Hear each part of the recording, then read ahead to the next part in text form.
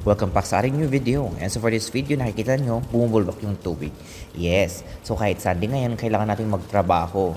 Dahil naka-duty ako ngayon, is umikot-ikot ako sa dormitory ng mga boys, ng girls, sa farm, inikot ko yan. And so ito yung first na problema na nakita ko. Ayan, so bumubulbak talaga yung tubig, ang lakas. So, hindi ko alam kung anong nangyari. Ayan, pati yung machine natanggal yung cover, pati yung faucet andun. Hindi ko alam pag tao or animal ang gumawa niyan. Hindi ko din alam kasi secured naman yung area. Ayan, so tinry ko siyang takpan pero tignan nyo naman ang nangyari. Natatawa rin ako sa sarili ko. What the heck?